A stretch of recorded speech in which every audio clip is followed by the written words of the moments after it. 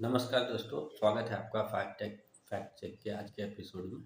आशा करते हैं आपको हमारा ये जो प्रयास है ये अच्छा लग रहा होगा और इससे आपको बहुत कुछ सीखने मिल रही होंगी। हमारे रोज के दिनचर्या में बहुत सारे न्यूज़ हमारे सामने आते हैं, सोशल मीडिया के थ्रू, प्रिंट मीडिया के थ्रू या माउथ टू माउथ। लेकिन सारे न्यूज़ सही नहीं होते हैं। सबको फैक्ट चेक करना ज़रूरी है। सबकी सत्यता जांच करने के बाद ही हम उस पर निर्णय पर पहुंचना चाहिए। हमारा मकसद यही है कि हम समाज में जागरूकता पैदा करें, लोगों में समझ पैदा करें कि किसी भी न्यूज़ को देखने से ही मात्र उसका सही गलत का डिसीज़न नहीं लेने, बल्कि उसके बारे में जानकारी इकट्ठा करने के बाद ही उसको सही या गलत का फैसला करें। तो शुरू करते हैं आज का एपिसोड। आज का जो पहला आर्टिकल हमने न्यूज़ लिया है, ये ट्विटर में एक्स हैंडल है हिंदुस्तान टाइम्स के, उसे पोस्ट किया गया है 29 जनवरी 2026 को। क्या है ये? एक पोस्ट में एक डिलीवरी बॉय का पोस्ट किया गया है और साथ में उसके साथ उसके कुछ फ्रेंड्स को दिखाया गया है कि किस तरह से वायरल किया गया। तो जो न्यूज़ का हमने स्क्रीनशॉट इसका ये किया है एक्स अकाउंट से, जो ट्विटर अकाउंट से न्यूज़ टाइम्स के अकाउंट से जो पोस्ट किया गया है, उसमें पाया कि दावा वायरल वीडियो असली घटना दर्शाता है तथा वीडियो दोस्तों द्वारा स्क्रिप्टेड स्टेज था, जिसे कई यूजर्स ने इंटरटेनमेंट कंटेंट बताया। तो निष्कर्ष निकलता है कि यह भ्रामक प्रस्तुति थी। इसमें एच टी ट्वीट भी इस स्क्रिप्ट वीडियो को वास्तविक घटना समझ बैठा। तो ऐसी चीज़ इस तरह से हमारे सामने आती है वीडियोज़ या फेक न्यूज़, या हम भी कभी कभी बड़ी बड़ी एजेंसियाँ भी उसको सत्य मान लेती है। तो एच टी न्यूज़ ने भी इसी तरह सही मान के उसको पोस्ट कर दिया। तो निष्कर्ष यही है, पोस्ट असली है, लेकिन कुछ लोगों ने इसे गलत संदर्भ में भ्रामक तरीके से शेयर किया है। तो ये थी आज की न्यूज़ पहला। दूसरा हमने लिया है, ये एक ट्रेड बेंस न्यूज़पेपर वेबसाइट है, उसमें 6 जनवरी 2026 को एक आर्टिकल पब्लिश हुआ है, जिसका शीर्षक है India has 800 plus districts but only 3 districts account for 35%। इसमें क्या कहने की कोशिश की जा रही है वो हम जान लेते हैं। ये एक्चुअल में जो हमारे देश में एक्सपोर्ट होता है, टोटल डिस्ट्रिक्ट्स जो है वो 800 प्लस डिस्ट्रिक्ट्स है, लेकिन जो एक्सपोर्ट का ज़्यादा बार सिर्फ 3 डिस्ट्रिक्ट्स ही करती है, जो 35% के लगभग है। तो ये बहुत बड़ा चीज़ है कि आपको भले 800 डिस्ट्रिक्ट्स लेके है, हमारा भारत बहुत बड़ा है, बहुत सारे स्टेट्स हैं, बहुत सारे ज़िला हैं, लेकिन जब हम निर्यात का इंपोर्ट एक्सपोर्ट करने की बात करते हैं तो उसमें सिर्फ 3 डिस्ट्रिक्ट आते हैं। तो वो क्या है, इसके बारे में हम जानकारी इकट्ठा किए, हमने जाना। तो यह जानकारी प्रमाणित है, ये सही है। भारत के निर्यात में कुल जिलों का योगदान बहुत बड़ा है। सरकारी डेटा के अनुसार जामनगर गुजरात देश का प्रमुख निर्यात जिला है। उसके बाद कांचीपुरम, मुंबई, पुणे, कच्छ, सूरत, मुंबई उपनगरीय, गौतम बुद्ध नगर और अहमदाबाद जैसे जिले शीर्ष पर हैं। ये 10 जिले मिलकर कुल माल निर्यात का लगभग 38% तक योगदान करते हैं। यह आंकड़ा वास्तविक सरकारी व्यापारिक डेटा DGFT वाणिज्य विभाग से मेल खाता है। तो ये जो दावा किया जा रहा है कि 3 डिस्ट्रिक्ट ही है जो 35% के करीब एक्सपोर्ट करते हैं, पार्ट लेते हैं 800 प्लस डिस्ट्रिक्ट्स में से, ये सही है। और ये जो डेटा है यह अपने DGFT वाणिज्य विभाग से भी मेल खाता है। संक्षेप में बताना चाहेंगे तो जामनगर सबसे अधिक निर्यात करने वाला जिला है। पश्चिमी और दक्षिणी भारत के कई जिलों का निर्यात में बड़ा योगदान है। यह आंकड़े सरकारी निर्यात रिपोर्टों पर आधारित है, इसलिए कुछ मिलाकर फैक्ट चेक हुआ है और डेटा सही पाया गया है। तो ये जब हम ने चेक किया तो ये सही पाया गया है। और इस तरह से ही आपको भी किसी भी न्यूज़ पर सीधा आंख मूंद के भरोसा नहीं करना चाहिए, उसके बारे में फिलहाल पहले फैक्ट चेक करना चाहिए। आगे बढ़ते हैं हमारे आज की अगली न्यूज़ की तरफ। ये लिया गया है आर्टिकल 14 के एक पोस्ट पर से, जो जिसका हेडलाइन है, how a 24-year-old lawyer intervention led the supreme court to act against MP police. यह हाल के दिनों में ही ये आर्टिकल छपा है और इसमें एक बड़ा दावा किया जा रहा है कि एक 24 वर्षीय वकील ने सुप्रीम कोर्ट को झुका दिया और पुलिस के खिलाफ एक्शन लेने पर मजबूर किया। तो इसमें हम आते हैं, इसका हमने चेक किया तो दावा सही है। 24 साल के वकील के हस्तक्षेप से सुप्रीम कोर्ट ने मध्य प्रदेश पुलिस के खिलाफ कार्रवाई की है। ये सही घटना है और इस पर हमने आगे और जांच पड़ताल की तो पाया कि यह बुनियादी रूप से सही है। मामला आर्टिकल 14 के लेख में जैसा बताया गया है उस हिसाब से इंदौर के 24 वर्षीय वकील असद अली वारसी की एक याचिका के बाद सुप्रीम कोर्ट ने मध्य प्रदेश पुलिस की कार्य प्रणाली पर कड़ी टिप्पणी की और एक थाना प्रभारी एसएचओ को सस्पेंड करने का निर्देश दिया। कोर्ट ने यह भी कहा कि पुलिस ने एक ही दो गवाहों को 150 से अधिक मामलों में इस्तेमाल किया, जो न्यायिक निष्पक्षता के लिए चिंता का विषय है। ये बहुत बड़ा मैटर है। देखो, इस तरह से अगर न्याय प्रणाली को मूर्ख बनाने की कोशिश की जाएगी तो ज़रूर न्याय प्रणाली, जो जज बैठे हैं वो भी थोड़े समझदार हैं, थोड़े नहीं बहुत समझदार होते हैं। तो पुलिस कभी कभी गलत फैक्ट्स न्यायालय के सामने रखती है। ये उस घटना से ही संबंधित है कि किस तरह से जो न्यायालय ने जांच किया तो पाया दो दो जो गवाह थे उनको 150 से ज़्यादा मैटर्स में कोर्ट के सामने प्रेजेंट किया गवाह के रूप में। तो ये पुलिस की जो नाकामी है या पुलिस पर जो आरोप लगाए जाते हैं उसको दिखाया जाने की कोशिश की है। और ये जो 24 वर्षीय वकील के बारे में बताया जा रहा है, तो इन्होंने इसको मुद्दा को एक फैक्ट चेक ही कह सके हैं कि न्यायालय में चुनौती दी एक मैटर को और न्यायालय ने फिर उस पर कड़ी अपनी ऑर्डर्स पास किए जो पुलिस के खिलाफ भी थे। तो कुछ अहम बातें इसमें क्या है वो बताना चाहता हूँ। असद अली वारसी खुद भी पुलिस द्वारा 2024 में गलत तरीके से गिरफ्तारी का मामला दर्ज किए जाने का दावा है। उन्होंने कोर्ट में इसे चुनौती दी है, जो उनको ही गिरफ्तार कर लिया गया था गलत तरीका से, गलत मामले में, और उसको उन्होंने ही चुनौती दी थी। सुप्रीम कोर्ट ने पुलिस अधिकारी को नोटिस जारी किया और जांच के सवाल पर जवाब मांगा। निष्कर्ष निकलता है, सुप्रीम कोर्ट ने एक युवा वकील की याचिका पर मध्य प्रदेश पुलिस के कार्यों पर संज्ञान लिया और उससे जुड़े अधिकारियों के खिलाफ कदम उठाया। तो ये एक माइलस्टोन भी हो सकता है। इसको ये न्यूज़ को ज़्यादा से ज़्यादा लोगों तक पहुंचाने से ये भी है कि पुलिस की कार्य प्रणाली पर सवाल जो उठते हैं, पुलिस को भी उसके लिए अकाउंटेबल माना जाएगा और हर चीज़ को पुलिस पर भी ये प्रेशर बनेगा कि हाँ, आप कोई भी जांच करें तो वो निष्पक्ष जांच करें, किसी मनगढ़ंत कहानियों पर ना जाए। आगे बढ़ते हैं हमारे अगले फैक्ट चेक पर, जो है एक्स के एक अकाउंट से पोस्ट किया गया है 30 जनवरी 2026 को, और यही द प्रिंट 28 जनवरी को पब्लिश करता है कि रिपोर्ट जिसका शीर्षक है CAG CAG audit exposes Modi 10,000 crore skill India scam.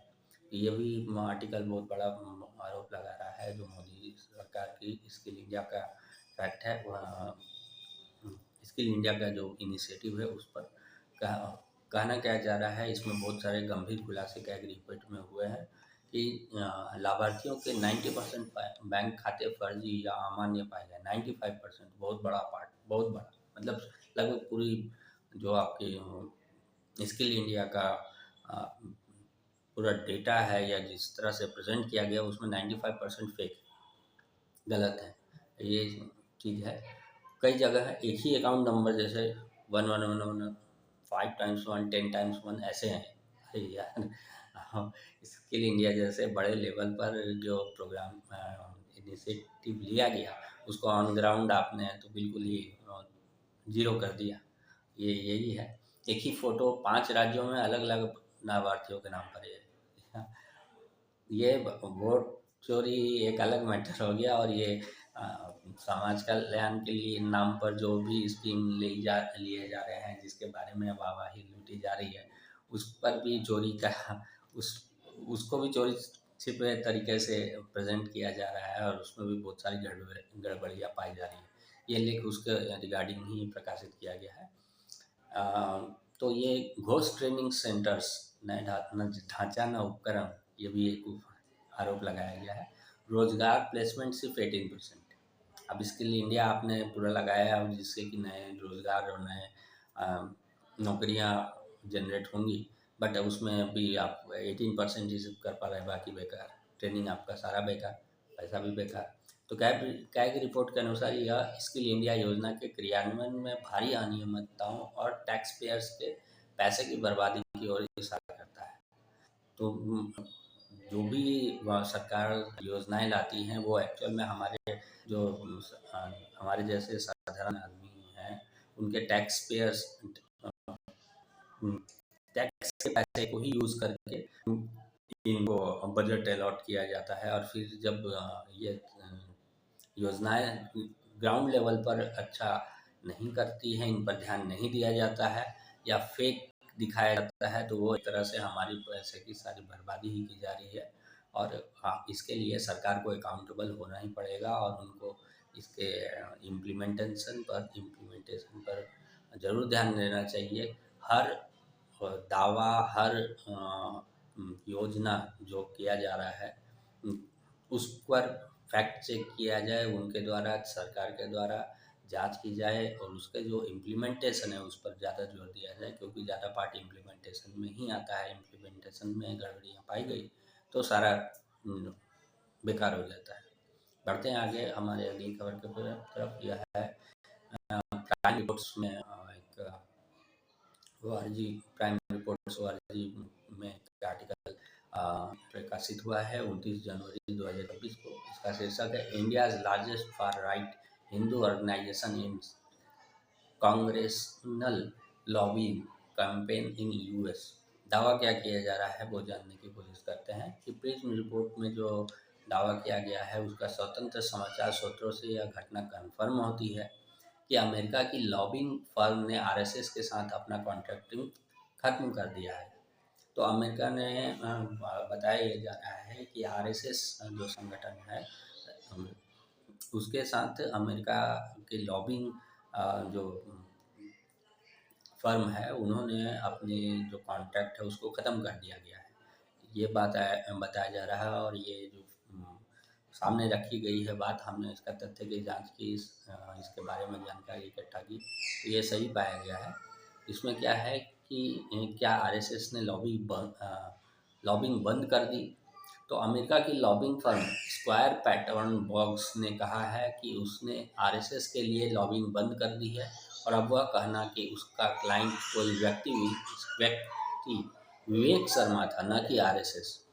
कहा यह जा रहा है कि RSS उसका क्लाइंट ही नहीं था, एक्चुअल में एक व्यक्ति, विवेक शर्मा का नाम का व्यक्ति उसका क्लाइंट था।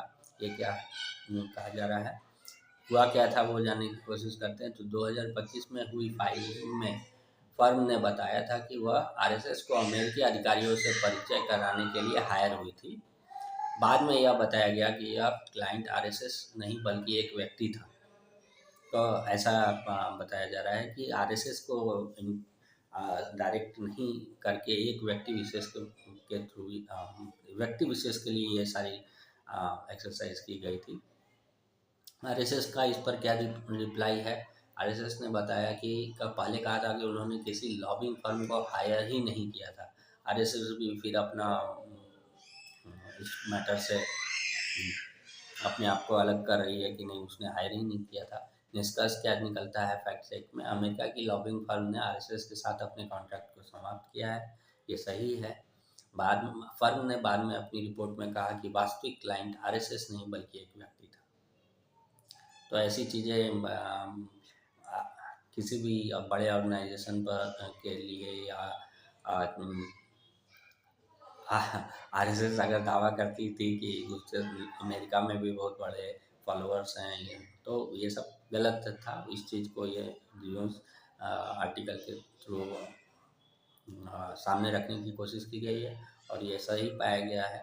फिर बाद में जो है वो आप जानेंगे क्या हुआ। बढ़ते हैं अगली खबर की तरफ। यह InShot मोबाइल ऐप का एक न्यूज़ कार्ड है। जो अलग-अलग समाचार सूत्रों के छोटा सा खबरों का छोटा सा सार दिखाता है। तो इन शॉर्ट में एक इकोनॉमिक सर्वे 2026 के रिपोर्ट पर आधारित एक आर्टिकल आया है, जिसके बारे में कहा जा रहा है कि 10 से 20% जो अपनी इकोनॉमिक ग्रोथ है वो संभावना बताई गई है। उसमें जो 2008 में इकोनॉमिक क्राइसिस आया था, वही इकोनॉमिक क्राइसिस वापस 2026 में 10 से 20% तक में आने की संभावना बताई गई है। इस बारे में ये आर्टिकल है। आर्टिकल को हमने जाना, इसका समझने की कोशिश की, तो वो है कि इकोनॉमिक सर्वे 2025-26 में वैश्विक स्तर पर 3 संभावित परिदृश्यों का वर्णन किया गया है। उनमें से तीसरा काम संभावित परिदृश्य में 10 से 20% की संभावना बताई गई है कि अगर वित्तीय, तकनीकी और भू राजनीतिक तनाव एक साथ बढ़े तो वैश्विक अर्थव्यवस्था में सिस्टमैटिक शॉक आ सकता है। तो ये बात बताया गया है कि इसके कारण तीन जो मुख्य हैं पॉइंट्स, उनके कारण 2008 जैसे स्थिति बन सकती है। तो वो तीन कारण हैं वित्तीय, तकनीकी और भू राजनीतिक, जियोपॉलिटिकल। क्या इकोनॉमिक सर्वे ने 2008 जैसे संकट दोबारा होने को कहा है? तो इकोनॉमिक सर्वे ने ऐसा सीधा दावा नहीं किया है 2008 जैसी संकट निश्चित रूप से होगा, बल्कि उसने कहा है कि अगर ये तीनों तनाव एक साथ टूटे तो आर्थिक प्रभाव 2008 से भी बदतर हो सकते हैं। तो इंडिया इकोनॉमिकली बहुत बड़ा शॉकिंग न्यूज़ है कि इकोनॉमिक सर्वे इतना बड़ा दावा कर रहा है। तो ये सरकार की जो भी इंडिया साइनिंग की बातें हैं, उसको भी डायरेक्ट चैलेंज कर रही है। क्या भारत की सरकारी घोषणा है? ये तो सरकारी घोषणा तो नहीं होगी, सरकार कभी इस बात को मानने के लिए तैयार नहीं होगी। तो यह लेकिन जो इकोनॉमिक सर्वे का जो 25-26 का हिस्सा है, जिसे संसद में पेश किया गया, तो ये ज़रूर सरकार का सरकारी दस्तावेज ही माना जाएगा, जिसमें ये संभावित जोखिम बताया गया है। मुख्य बातें क्या आती है? मुख्य बातें आती हैं कि 10 से 20% संभावित चीज़ के रूप में मौजूद है। यह 2008 जैसे संकट सीधे शब्दों में भविष्यवाणी नहीं कर रहा है, और यह वैश्विक जोखिम में financial plus geopolitical plus tech की बात करता है, जो मिलकर खराब असर पैदा कर सकते हैं। पर इसको निश्चित तौर पे नहीं कहता है, लेकिन ये चीज़ हो सकती है। बढ़ते हैं आगे खबर की तरफ। यह है एक्स के एक पोस्ट पंकज कचौरी की पोस्ट से लिया गया है, 30 जनवरी 2026 का पोस्ट है। उसमें उन्होंने दावा किया है कि बहुत सारे इकोनॉमिक सर्वे पर ही पोस्ट किया है, एक व्यंग्यात्मक रूप से इसको लिया पोस्ट में दिया गया है, बताया गया है। उन्होंने इस पोस्ट को मैं आपको पढ़ के सुनाता हूँ क्या है। A quick AI study of the 700 plus page economic survey 2026 sounds like a collection of grief and advice of WhatsApp uncles. The blame is fixed on the geopolitical uncertainty, private sector, cautionless or AI job displacement, citizen responsibilities, etc. etc. बताने की क्या कोशिश की गई है इसमें, वो जानने की कोशिश करते हैं। तो ट्वीट में सर्वे को व्हाट्सएप अंकल एडवाइस की तरह कहना आलोचनात्मक है और व्यक्तिगत व्यंग है। यह सर्वे की वास्तविक उद्देश्य पूर्ण नीति नहीं है। तो व्हाट्सएप अंकल का जो ये सर्वे है, इस पर इसको ही दावा किया गया है कि ये व्हाट्सएप अंकल है अंकल यूनिवर्सिटी से लिया गया है और इसको व्यंग्यात्मक तरीक़े से लिया गया है, बताने की कोशिश की है। तो इसका हम बिल्कुल उनकी बातों को गंभीरता से ना लेके, मतलब उन्होंने अपना राय रखा है, ये एक व्यक्तिगत राय है, और व्यक्तिगत राय में भी बहुत बड़ा जो अपना इकोनॉमिक्स सर्वे का रिपोर्ट आया भारत सरकार के, तो उस पर व्यंग किया गया है। तो इसमें क्या है, चुनौतियाँ। इकोनॉमिक सर्वे आर्थिक चुनौतियों, वैश्विक जोखिम और नीतिगत सुझावों पर केंद्रित है, न कि सिर्फ व्यक्तिगत राय उद्देश्य पर, राइट। संक्षेप में अगर कहा जाए तो ट्वीट का कुछ हिस्सा सही है, जैसे भू राजनीतिक अनिश्चितता, निजी निवेश सावधानी, एआई के प्रभाव पर चर्चा की गई है, यह सही है। ट्वीट का व्यंग भावना व्यक्तिगत राय है, दस्तावेज का मूल्य उद्देश्य नहीं है। ये जो पूरा इकोनॉमिक सर्वे को व्हाट्सएप यूनिवर्सिटी का ना ये व्यंग के रूप में कहा गया है, ना कि इसको मूल रूप से बोला जा सकता है। और इस चीज़ को आप ये भी समझ सकते हैं कि जो बड़े बड़े विद्वान लोग हैं, अगर वो इकोनॉमिक के जानकार हैं और देश की अर्थव्यवस्था को अच्छी तरह समझते हैं, अगर वो सरकार की रिपोर्ट्स को व्हाट्सएप यूनिवर्सिटी कहने लगे तो सरकार पर की कार्यप्रणाली पर भी ये बहुत बड़ा गंभीर सवाल उठाता है। तो ठीक है, हमने कुछ फैक्ट्स, कुछ न्यूज़ आपके सामने आज रखे, उसका फैक्ट चेक किया, जानने की कोशिश की, उसके बारे में समझने की कोशिश की कि क्या असल में ये सारी चीज़ें हैं या नहीं है। ऐसी बहुत सारी न्यूज़ हैं जो हम अपने इस एक एपिसोड में नहीं ले पाते हैं। हम रोज़ कुछ ना कुछ आपके लिए नया लाने की कोशिश करते हैं कि आप, हम और पूरा ये समाज फेक न्यूज़ को पहचानें और उसको दूर करने की कोशिश करें। एटलीस्ट हम जो लोग जान गए उनको इस पर रिपोर्ट करके इन चीज़ों को समाज में जागरूकता पैदा करने की कोशिश की जानी चाहिए, ना कि उसको सीधा फेक न्यूज़ को आगे फॉरवर्ड करके समाज में गलतफ़हमियाँ पैदा करनी चाहिए। इससे बहुत सारी नुकसान होती है, हमारे देश का नुकसान होता है, हमारे समाज का नुकसान होता है, व्यक्ति का भी नुकसान होता है। यानी कि आप अगर एक व्यक्ति, उसका इम्पैक्ट डायरेक्ट किसी व्यक्ति पे पड़ रहा है तो वो भी बहुत बड़ा नुकसान होता है। तो इन चीज़ों को आपको ज़रूर अपने मन में रखनी चाहिए बातें। और हम आशा करते हैं कि हम इस मुहिम को और अच्छा करेंगे, फैक्ट चेक और अच्छी तरह से आपके सामने प्रेजेंट करेंगे, ताकि यह ज़्यादा से ज़्यादा लोगों तक पहुँचे और ज़्यादा से ज़्यादा लोग अवेयर होकर फैक्ट चेक हर न्यूज़ का करें। तो आज के लिए हमारा जो फैक्ट चेक है हम यहीं समाप्त करते हैं। और आपके सुझाव और विचार जो भी हैं वो आप हमें हमारे कमेंट बॉक्स में लिख सकते हैं। हम आपके विचारों और सुझाव हैं उनको ध्यान में रखकर आगे अपनी जितनी भी कोशिश कर सकते हैं हम बेटर से बेटर करने की कोशिश करेंगे। धन्यवाद।